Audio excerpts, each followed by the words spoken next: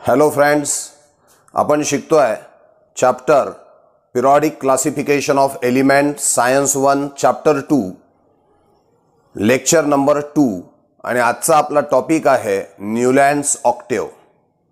पहिल्या पिरियडला आपण बघितलं होतं की डोबेरायनरनी क्लासिफिकेशन ऑफ एलिमेंट करण्याचा पहिला प्रयत्न केला होता, पण डोबेरायनर्स ट्रायडला काही लिमिटेशन्स आले आणि लिमिटेशन्स आल्यामुळे न्यूलँडनी क्लासिफिकेशन ऑफ एलिमेंट करायचं ठरवलेलं आहे आणि त्यांनी न्यूलँडनी त्याच्या कन्सेप्टला नाव दिलं न्यूलँड्स ऑक्टेव।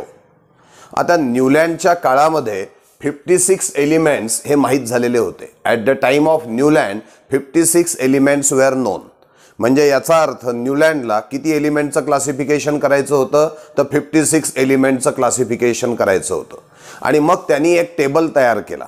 तो टेबल होता 7/8 चा, म्हणजे 7 आडवे आणि 8 उभे असे 1 2 3 4 5 6 7 आणि असे त्यांनी 1 2 3 4 5 6 7 8 सगळे आपण काढलेले नाही इथे। अशा पद्धतीने त्यांनी 7/8 चा एक टेबल तयार केला आणि या टेबलमध्ये 56 बॉक्सेस होते। 8 7 56 56 बॉक्सेस त्यांनी या टेबलमध्ये त्यांनी आणलेले होते आणि यामध्ये त्यांनी त्यावेळेला माहीत असणाऱ्या सगळ्या एलिमेंटचं क्लासिफिकेशन करायचं ठरवलं। दोन मुद्दे आतापर्यंत आपण सांगितलेत। डोबेरायनरचं फेल्युअर झाल्यानंतर न्यूलँडनी न्यूलँड्स ऑक्टेव ही कन्सेप्ट आपल्यासमोर आणली। न्यूलँडच्या काळामध्ये 56 एलिमेंट्स माहिती होते। न्यूलँडनी या 56 एलिमेंटला 56 बॉक्सेसमध्ये बसवायचं ठरवलं। त्यांनी 7/8 चा टेबल तयार केला आणि त्यामध्ये त्यांनी ते एलिमेंट्स पुटअप करायचं ठरवलेलं आहे। त्या पुढे जाऊन त्यांनी हे सगळे एलिमेंट अरेंज केले increasing order of their atomic masses. डोबेरायनरनी सुद्धा एलिमेंटला अरेंज केलं होतं increasing order of their atomic masses. Newland सुद्धा एलिमेंटला अरेंज करणार आहे increasing order of their atomic masses. म्हणून वाक्य दिलं आपण elements are arrange in increasing order of their atomic masses. Then Newlands found that, न्यूलँडला काय दिसून आलं, every 8 element having similar property to those of the first like a octave of music. आता हा जो लॉ आहे न्यूलँडचा त्याचं स्पष्टीकरण आपल्याला लक्षामध्ये घ्यायचं आहे। एव्हरी 8 एलिमेंट, प्रत्येकी 8व्या एलिमेंटच्या प्रॉपर्टीज या एकदम पहिल्या एलिमेंट सारख्याच असल्याचं न्यूलँडला दिसून आलं like a octave of music. Octave of music म्हणजे संगीतातील अष्टक। याचा अर्थ न्यूलँड जसा केमिस्ट्रीचा सायंटिस्ट होता तसंच त्याला म्युझिकचं सुद्धा ज्ञान असलं पाहिजे आणि म्हणून त्यांनी केमिस्ट्री आणि म्युझिक यांची सांगड या ठिकाणी घातल्याचं आपल्याला दिसून येतं। संगीताचं अष्टक काय असतं बघा, समजा आपण सुरुवात केली सा रे ग म प ध नी आणि परत 8वा कोणता असतो सा, म्हणजे पहिला सा आहे आणि 8वा सुद्धा काय आहे सा। ज्याप्रमाणे म्युझिकमध्ये पहिला सा आणि 8वा सा आहे म्हणजे पहिल्याच्या आणि 8व्याच्या प्रॉपर्टी सारख्या आहे, त्याचप्रमाणे न्यूलँडचं असं म्हणणं आहे की त्याच्या टेबलमध्ये सुद्धा पहिल्या एलिमेंटच्या आणि 8व्या एलिमेंटच्या प्रॉपर्टीज एक्झॅक्टली सेम आहे। म्हणून लॉ काय तयार केला आपण, एव्हरी 8 एलिमेंट, प्रत्येकी 8वा element having similar properties to those of the first like a octave of music. This is Newlands octave law. हा न्यूलँडचा ऑक्टेव लॉ आहे। ऑक्टेव लॉ जर का लिहायला विचारला, दोन मुद्दे महत्त्वाचे, Newland arrange the element in increasing order of their atomic masses.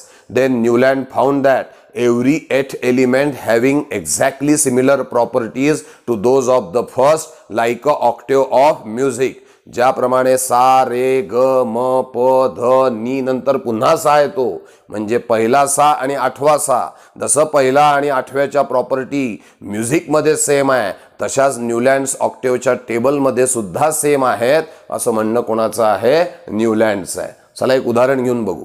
समजा मी याला म्हटलं पहिला एलिमेंट लिथियमला, मग हा पहिला, दुसरा, तिसरा, चौथा, 5वा, 6वा, 7वा आणि 8वा, म्हणजे लिथियमच्या आणि सोडियमच्या प्रॉपर्टीज कशा असतील, सेम, कारण सोडियम 8वा आहे आणि लिथियम पहिला आहे।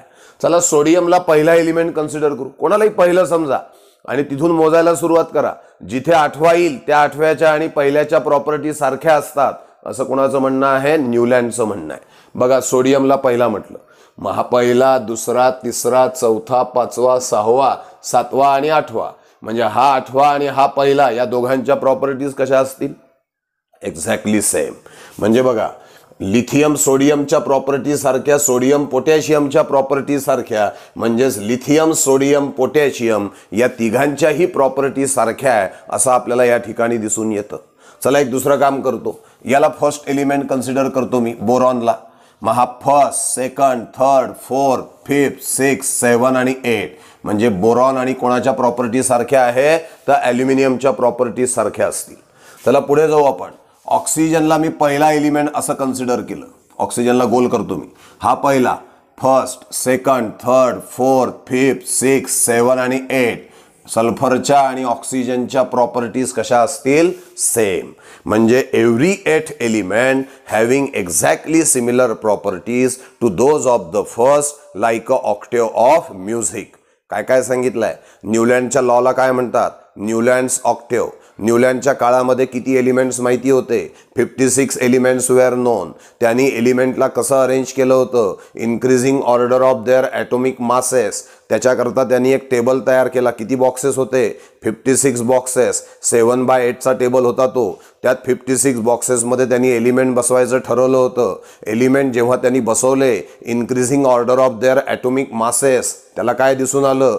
Every 8 element having exactly similar property to those of the first, like a octave of music. प्रत्येक 8व्या एलिमेंटच्या आणि पहिल्या एलिमेंटच्या प्रॉपर्टी एक्झॅक्टली सेम आहे. जसं म्युझिकच्या अष्टकामध्ये असतं, पहिला 6 आणि 8वा सुद्धा 6 असतो, तसंच न्यूलँड्स ऑक्टेवच्या टेबलमध्ये पहिला एलिमेंट आणि 8वा एलिमेंट यांच्या प्रॉपर्टी एक्झॅक्टली सेम आहे असं न्यूलँड्स ऑक्टेवचा लॉ आपल्याला या ठिकाणी सांगतोय.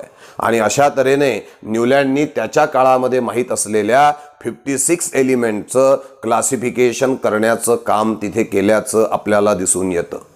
पण या ठिकाणी संपत नाही. तर न्यूलँड्स ऑक्टेवचा जेव्हा अभ्यास केला गेला तेव्हा न्यूलँड्स ऑक्टेवमध्ये सुद्धा लिमिटेशन्स आले. जसे डोबेरायनरमध्ये लिमिटेशन्स आले होते, तसेच न्यूलँड्स ऑक्टेवमध्ये सुद्धा लिमिटेशन्स आले. आता काय काय लिमिटेशन्स आहे न्यूलँड्स ऑक्टेवचे ते आपल्याला एक एक करत लक्षात घ्यायचं आहे. सगळ्यात पहिलं लिमिटेशन होतं की Newlands octave law is applicable only up to calcium. हा फक्त कॅल्शियमपर्यंतच अप्लिकेबल आहे, कॅल्शियमच्या पुढे अप्लिकेबल नाही. म्हणजे याचा अर्थ काय समजावून सांगतो.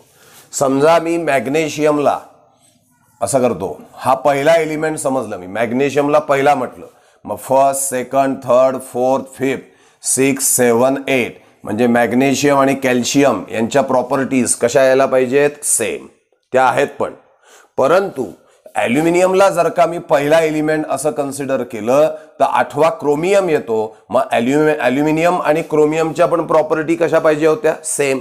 किंवा सिलिकॉनला जर का पहिले म्हटलं, Siला जर का फर्स्ट एलिमेंट म्हटलं तर Ti 8वा एलिमेंट येतो. Si आणि Tiच्या प्रॉपर्टीज पण सेम पाहिजे होत्या. किंवा फॉस्फरस आणि मॅग्नीजच्या प्रॉपर्टीज सेम पाहिजे होत्या. चला पुढे जाऊ. सल्फरला आपण फर्स्ट एलिमेंट कन्सिडर केलं, मग first, second, third, fourth, fifth, 6, 7, 8 sulphur आणि आयर्नच्या प्रॉपर्टीज सेम पाहिजे होत्या. आता कुठे सेम नाही आहे. सल्फर नॉन मेटल आहे, आयर्न मेटल आहे. म्हणजे याचा अर्थ काय? तर न्यूलँडनी त्याचा ऑक्टेव, त्याचा लॉ, त्याचा टेबल सगळं मांडलं आपल्या समोर. पण हा जो न्यूलँडचा टेबल आहे हा अगदी 100% लागू पडला कुठपर्यंत? फक्त कॅल्शियमपर्यंत. म्हणजे याच्या आधीचे जे एलिमेंट्स आहे त्यामध्ये तुम्ही न्यूलँडचा लॉ लावून बघा तर तुम्हाला लक्षात येईल की पहिला एलिमेंट आणि 8वा एलिमेंट यांच्या प्रॉपर्टी एक्झॅक्टली सेम आहे. पण कॅल्शियम नंतर मात्र तुम्ही लॉ लावायचा प्रयत्न केला तर न्यूलँडचा लॉ लागू पडत नाही. This is the first limitation of Newlands octave की it is applicable only up to calcium. दुसरी मर्यादा त्याची काय होती तर त्यांनी एकाच बॉक्समध्ये 2-2 एलिमेंटला बसवून ठेवलं. इथे कोबाल्ट आणि निकेलला बसवलं, इथे Ce आणि La एकाच बॉक्समध्ये बसवलं, जे इम्प्रॉपर आहे. एका बॉक्समध्ये त्यांनी एकच एलिमेंट बसवायला पाहिजे होता, पण त्याला या ठिकाणी वेगळी अरेंजमेंट करण्याच्या दृष्टीने त्यांनी एकाच बॉक्समध्ये 2-2 एलिमेंट बसवल्याची चूक केल्याचं आपल्याला दिसून येतं. म्हणून सेकंड लिमिटेशन आहे ही put 2 element in a same box. एकाच बॉक्समध्ये त्यांनी 2 एलिमेंट बसवलेलं आहे, हे सुद्धा त्याचं लिमिटेशन आहे असं आपण इथे म्हणू शकतो. तिसरं लिमिटेशन काय, तर इथे जसं तुम्हाला दिसतंय ऑक्सिजन, सल्फर, सेलेनियम हे नॉन मेटल आहे आणि आयर्न हा मेटल आहे. म्हणजे मेटलला नॉन मेटल सोबत बसवून टाकलं त्यांनी. The element having dissimilar properties were place in a same group, were place in a same note. एकाच नोटमध्ये, या नीच्या नोटमध्ये त्यांनी ऑक्सिजन, सल्फर, सेलेनियम सोबत कोणाला बसवून दिलं? आयर्नला. आयर्न तर मेटल आहे आणि हे नॉन मेटल आहे. मग मेटलला नॉन मेटल सोबत बसवलं म्हणजे ही त्याची चूक आहे, हे त्याचं लिमिटेशन आहे. मग थर्ड लिमिटेशन काय?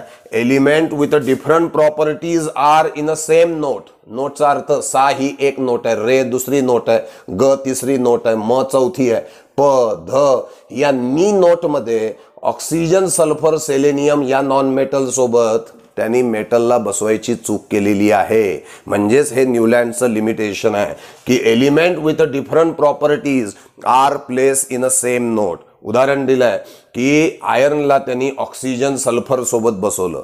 त्यापुढे कोबाल्ट आणि निकेल हे मेटल्स आहेत, यांना फ्लोरीन, क्लोरीन, ब्रोमीन या हॅलोजन सोबत त्यांनी बसवून ठेवलं. ही पण त्याची चूक आहे. The cobalt and nickel which are metal they are place along with a non metal. This is also mistake of Newlands octave and that's why it is included in limitation. 3 limitation झाले. पहिलं कुठपर्यंत applicable आहे? फक्त कॅल्शियमपर्यंत. दुसरं एकाच बॉक्समध्ये 2 element का बसवले? हा प्रॉब्लेम न्यूलँडमध्ये दिसतो. तिसरं डिफरंट एलिमेंट असून सुद्धा एकाच नोटमध्ये बसवलाय, मेटलला नॉन मेटल सोबत बसवल्याचं दिसतं. ही एक मिस्टेक न्यूलँडनी केल्याचं आपल्याला दिसतंय. आणि पुढलं नवीन आता 56 एलिमेंट न्यूलँडच्या वेळेला माहिती होते, त्या एलिमेंटला त्यांनी बसवायचा प्रयत्न केला मान्य. पण नंतर जर का 57वा 58वा काही पुढचे एलिमेंट जर का डिस्कवर्ड झाले तर त्या एलिमेंटला बसवण्याची प्रोव्हिजन न्यूलँड्स ऑक्टेवच्या टेबलमध्ये आपल्याला दिसत नाही. बस 56 एलिमेंट माहिती आहेत ना, मग 56 एलिमेंटला जागा मिळाली आहे. पुढचा एलिमेंट डिस्कवर झाल्यानंतर त्याला कुठलीही जागा न्यूलँड्स ऑक्टेवच्या टेबलमध्ये मिळण्याचे चान्सेस नाही. हे सुद्धा लिमिटेशन न्यूलँडचं आहे असं आपण म्हटलं पाहिजे. आणि तुम्ही या न्यूलँड ऑक्टेवच्या टेबलला जर का काळजीपूर्वक बघितलं तर तुमच्या असं लक्षात येईल यात इनर्ट गॅसेसला जागाच नाही आहे. Inert gases were not included in Newlands Octave. अर्थात तेवढं त्याचं लिमिटेशन म्हणून ते म्हटलं येणार नाही, कारण inert gases were not discover at his time. न्यूलँडच्या काळामध्ये इनर्ट गॅसेस डिस्कवर्ड झालेलेच नव्हते आणि म्हणून न्यूलँडनी त्यांना जागा दिली नव्हती. पण नंतर जेव्हा ते डिस्कवर्ड झाले तेव्हा न्यूलँड्स ऑक्टेवमध्ये त्यांना जागा मिळते का? नाही. चौथं आणि 5वं लिमिटेशन जवळपास सारखं आहे की नंतर शोधल्या गेलेल्या एलिमेंटला न्यूलँड्स ऑक्टेवमध्ये जागा मिळाल्याचं दिसत नाही. एक आपण लिस्टच दिली आहे लिमिटेशनची, 1 2 3 4 5. Applicable only up to calcium. एकाच बॉक्समध्ये 2 एलिमेंट ज्यांच्या प्रॉपर्टी डिफरंट आहे त्यांना एकाच नोटमध्ये बसवलं. जे नंतर डिस्कवर्ड झालेले एलिमेंट आहे त्यांना जागा नाही. आणि इनर्ट गॅसेसला सुद्धा न्यूलँड्स ऑक्टेवमध्ये जागा मिळालेली नाही. याचा अर्थ असा की न्यूलँड्स ऑक्टेवपाशी केमिस्ट्री थांबणार नाही, क्लासिफिकेशन ऑफ एलिमेंट थांबणार नाही. नवीन सायंटिस्टला पुन्हा इथे वाव मिळणार की त्यांनी त्याचं क्लासिफिकेशन, परिपूर्ण असं क्लासिफिकेशन हे जगासमोर आणायला पाहिजे. आणि ते क्लासिफिकेशन आणण्याचं काम करणारा आहे सायंटिस्ट मेंडेलिव्ज. या मेंडेलिव्ह सायंटिस्टनी मात्र सगळ्यात मोठी मजल ही क्लासिफिकेशन ऑफ एलिमेंटमध्ये मारलेली आहे असं समजल्या जातं. असा अत्यंत महत्त्वाचा मेंडेलिव्हचं क्लासिफिकेशन हे आपण यानंतर बघणार आहोत. आपण सध्याला न्यूलँड्स ऑक्टेव हे लक्षामध्ये घेतलेलं आहे. सुरुवातीला आपण त्याचे इम्पॉर्टन्स सांगितले. पहिलं इम्पॉर्टन्स सांगितलं होतं की 56 एलिमेंट्स त्याच्या काळामध्ये माहिती होते, त्यांना त्यांनी 56 बॉक्समध्ये बसवले. त्यांनी टेबल तयार केला होता 7x8 बॉक्सेसचा. त्यापुढे सांगितलं की एलिमेंटला अरेंज केलं त्यांनी increasing order of their atomic मासेसमध्ये. त्याला दिसून आलं की every 8 element having exactly similar property to those of the first, like a octave of music. आणि मग या बॉक्सेसच्या माध्यमातून आपण समजून सांगितलं. पण नंतर असं लक्षात आलं की Newlands octave is applicable only up to calcium. एकाच बॉक्समध्ये 2-2 एलिमेंट न्यूलँडनी बसवून ठेवले. त्याचबरोबर तिसरा मुद्दा, ज्यांच्या प्रॉपर्टी डिफरंट आहेत त्यांना एकाच नोटमध्ये बसवून ठेवलं त्यांनी, आणि पुढे जे नंतर डिस्कवर झालेले एलिमेंट आहेत त्यांना न्यूलँड्स ऑक्टेव्हच्या टेबलमध्ये जागा नाही, इनर्ट गॅसेसला सुद्धा न्यूलँड्स ऑक्टेव्हमध्ये जागा मिळणार नाही. अशा तऱ्हेने न्यूलँडचे लिमिटेशन सुद्धा आपण सांगितले, आणि मी मागच्याही पिरियडमध्ये सांगितलं होतं की एका थेरीचे लिमिटेशन नवीन थेरी जन्माला घालत असते, नवीन क्लासिफिकेशन जन्माला घालत असतं, आणि ते नवीन क्लासिफिकेशन आपल्याला देणार आहे मेंडेलिव्ह्ज. ते आपण नेक्स्ट पिरियडमध्ये बघणार आहे. थँक्यू.